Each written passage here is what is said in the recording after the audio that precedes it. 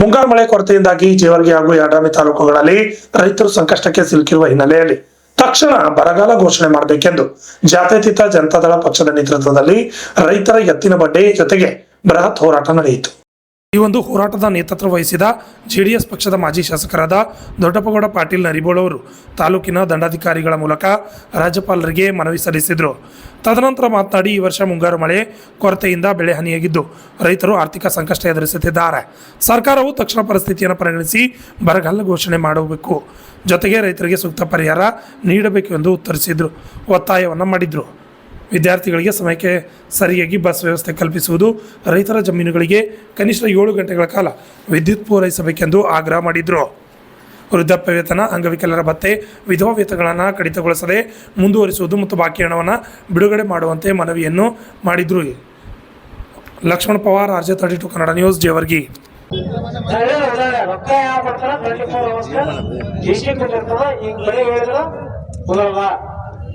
ಇದು ನಿಮ್ಮ ಫೀಲ್ಡರ್ ಮುಖಾಂತರ ನೀವು ಮಾಹಿತಿ ಜಾಗೃತನೆಲ್ಲ ಬರ್ತಿರಲ್ಲ, ಮತ್ತ ನೀವು ಜಾಗೃತನೆಲ್ಲ ಮಾಡ್ತಾರಲ್ಲ. ಎಷ್ಟಂದ್ರೆ ಯಾರೋ ಹೋಗಿ ಯಾರೋ ಮನೆ ಕಟ್ಟಬಹುದು ಮಸೀನ್ ಹಚ್ಚಿರ್ತಾರ, ನೀರು ತಗೊಳಕ್ ಮನೆ ಕಟ್ಟೋದು, ಮನೆ ಕಟ್ಟಿದಿಲ್ಲ ಅವ್ರಿಗೇನೋ ಅವ್ರ ಏನ್ ತೋತಾರ ಮನೆ ಕಟ್ಟದ ನೀರಿಗೆ ತಗೋ ಕರೆಂಟ್ ಅವರು ಮೋಟರ್ ಹಚ್ಚಿರ್ತಾರೆ, 20,000 30,000 ದಂಡ ಹಾಕ್ತಿರ. ಅವ್ರು ಮನೆ ಕಟ್ಟೋ ಸಲುವಾಗಿ ಅವ್ರು ನೀರು ಉಳಿದಾಡ್ತಾರೆ. ಅದು ನೀರು ಉಳಿಯಾದ್ರೆ ಮನೆ ಕಟ್ಟಬೇಕಪ್ಪ, ನಿಮ್ಮ ಮನೆ ಕಟ್ಟಬೇಕಾದ್ರೆ ಕರೆಂಟ್ ಬೇರೆ ಕಡೆ ತೋತಾ ಇಲ್ಲ. ಮತ್ತೆ ಅಚ್ಚಾರಿ ಹರಾಸ್ಮೆಂಟ್ ಮಾಡ್ತೀರಿ. ಇಲ್ಲಿ ನೀವು ಸುಟ್ಟರಿಗೆ ಕರೆಂಟ್ ಕೊಡೋದ್ರಿಗೆ ನೀವು ಜೊತೆ ಟಿಸಿ ಕೊಡಲ್ಲ. ಈಗ ನಾವು ಇದು ಮೊದಲನೇ ಬಾರಿಗೆ ಹೇಳಕತ್ತೀವಿ. ನಮ್ಮ ಆಸ್ಪತ್ರೆ ನಿಮ್ಮ ಆಫೀಸ್ ಕೀಲಿ ಹಾಕ್ಬೇಕಂತ ಹೋಗ್ತೇವೆ. ಇವತ್ತು ಎಚ್ಚರಿಕೆ ಕೊಡ್ಲತ್ತೀವಿ. ಈ ರೀತಿ ಮುಂದುವರೆದ್ರೆ ನಿಮ್ ಯಡ್ರಾಮಿ ಆಫೀಸ್ಗಳನ್ನ ನಾವು ರೈತರ ಜೊತೆ ಕೀಲಿ ಹಾಕ್ತೀವಿ, ಜೇವರ್ಗಿ ಆಫೀಸ್ ಕೀಲಿ ಹಾಕ್ತೀವಿ. ನಿಮ್ಗೆ ಏನಾರ ಮ್ಯಾಲಿಂದ ಏನಾರ ಸಮಸ್ಯೆ ಇರ್ತದೆ ನೋಡ್ರಿ, ಆ MD ಆಫೀಸ್ನ ಹೋಗಿ ನಾವು ರೈತರು ಕುರಿತು ಬಗೆಹರಿಸತಕ್ಕಂತ ನಾವು ಮಾಡ್ತೀವಿ. ಅದು ದಯಮಾಡಿ ಲೈನ್ ಸ್ಟಿಕ್ ಹೇಳ್ರಿ, ನಿಮ್ಮ ಹೆಸರುಗಳು ಶಿಕ್ಷಣ ಹೇಳ್ರಿ. ಎಲ್ಲೆಲ್ಲಿ ಹೊಸ ಫೀಲ್ಡ್ಗಳು ಸ್ಯಾಂಕ್ಷನ್ ಆಗವ ಏನೋ ಚಾಲು ಮಾಡಿಲ್ಲ, ಅದನ್ನು ಚಾಲು ಮಾಡ್ಬೇಕು. ಇನ್ನ ಇರ್ತಾವ ಏನೇನ್ರಿ ಹೇಳಿಲ್ಲ ದಯಮಾಡಿ ಕೇಳೋಣ. ಇಲ್ಲಿ ಅಧಿಕಾರಿಗಳು ಏನಾಗ್ಬಿಟ್ಟದ, ಎಮ್ಮೆನವರು ಇರಲ್ಲ, 2 ತಿಂಗಳು 3 ತಿಂಗಳು ಬರ್ತಾರ, ಅಧಿಕಾರಿಗಳ ಮೇಲೆ ಇರ್ತಾ ಇಲ್ಲ. ಇವ್ರು ಇವ್ರು ಏನ್ ಸರಸರಿಗೆ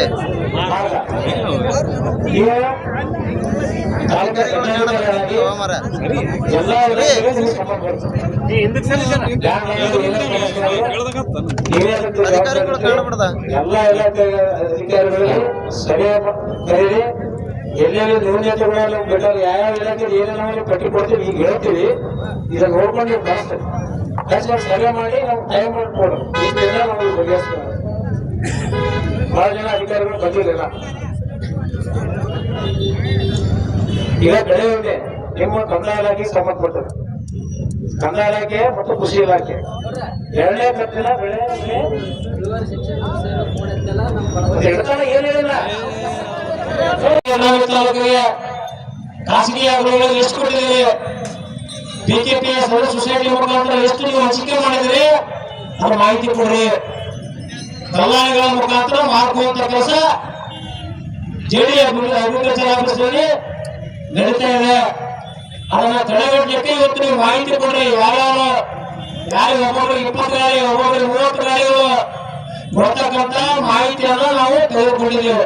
ನೀವು ಕೊಡ್ರಿ. ನೀವು ಎಷ್ಟು ನೀವು ದುಡ್ಡು ತಗೊಂಡಿದ್ದೀರಿ, ಯಾರಿಗೆ ಒಂದೊಂದು 20,000 30,000 ಯಾರು ಬರ್ತಾರ ಬಹಳ ಜನ ಹೇಳಿದ್ರು. ಕಾಂಗ್ರೆಸ್ MLA ಹೇಳಿದ್ರು ಕೊಟ್ಟಿದ್ರಿ, ರೊಕ್ಕ ಕೊಟ್ಟಲ್ಲ ಕೊಟ್ಟು ಹೇಳಿದ್ರು ಕಾಂಗ್ರೆಸ್ ಅವ್ರ MLA ಕೊಡಲಿಲ್ಲ ಅಂತ ರೊಕ್ಕ ಕೊಟ್ಟಲ್ಲ ಕೊಟ್ಟಾರಂತ ಕಾಂಗ್ರೆಸ್ ನಮಗೆ ತಿಳಿಸಿದ್ರು. ಅಂತ ಸಂಸ್ಕೃತಿ ಇವತ್ತು ನಮ್ಮ ಜಿಲ್ಲೆಯಲ್ಲಿ ಅಧಿಕಾರಿಗಳು ಮಾತಾಡ್ತಾರೆ.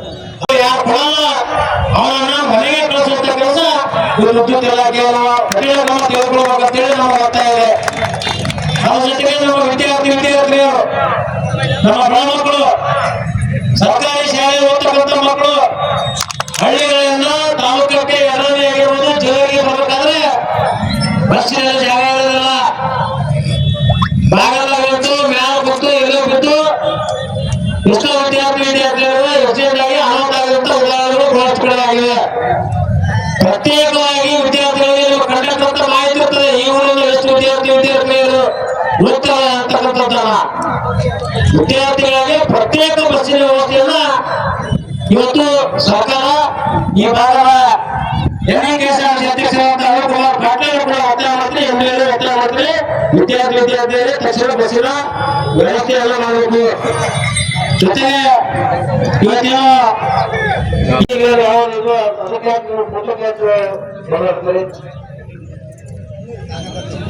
ನಾವು ಉದ್ದೇಶ ಏನು, ಈ ರಾಜ್ಯಾದ್ಯಂತ ಮಳೆ ಬಂದಿಲ್ಲ, ಬರಗಾಲವನ್ನು ಹೋಗ್ತಾ ಇದೀವಿ, ರೈತರು ಬಹಳ ಕಷ್ಟದಲ್ಲಿದ್ದಾರೆ ಅಂತ ಒಂದು ಉದ್ದೇಶ ಇಟ್ಕೊಂಡು ಇವತ್ತು 2ನೇ ದಿನದಲ್ಲಿ, ನಾವೇನು ರಾಮುಚಿ ಅಲ್ಲ, 2ನೇ ದಿನದಲ್ಲಿ ತೀರ್ಮಾನ ಮಾಡಿ ಇವತ್ತು ಹೋರಾಟ ಮಾಡಬೇಕಂತ ಕರೆ ಕೊಟ್ಟಂತ ಸಂದರ್ಭದಲ್ಲಿ ಹಲವಾರು ಜನ ರೈತ ಪರ ಸಂಘಟನೆಗಳು, ರೈತರು, ನಮ್ಮ ಮುಖಂಡರು ಹೆಚ್ಚಿನ ಸಂಖ್ಯೆಯಲ್ಲಿ ಭಾಗವಹಿಸಿದ ಮೊದಲನೇದಾಗಿ ಹೃತ್ಪೂರ್ವಕವಾದಂತ ಧನ್ಯವಾದಗಳನ್ನು ಈ ಸಂದರ್ಭದಲ್ಲಿ ಸಲ್ಲಿಸ್ತೇವೆ.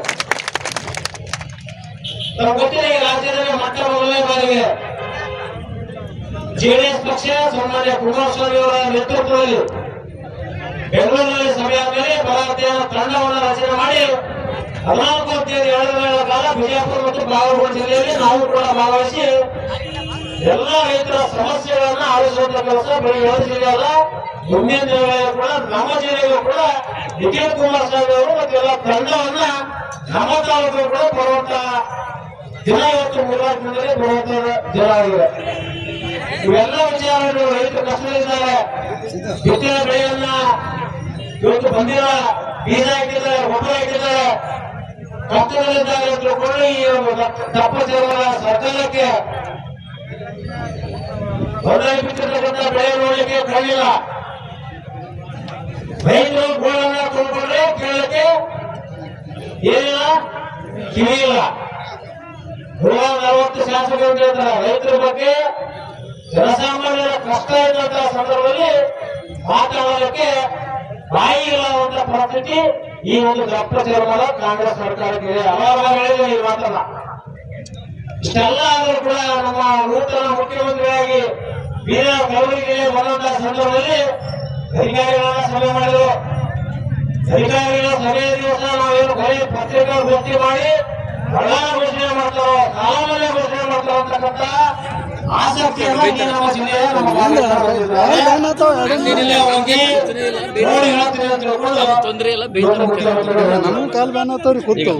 ಪರಿಸ್ಥಿತಿ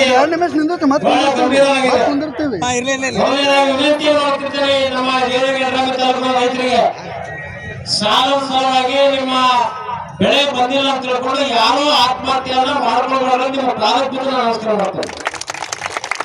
ನಮಗೆ ಆತ್ಮಹತ್ಯೆ ಪರಿಹಾರ ಅಲ್ಲ.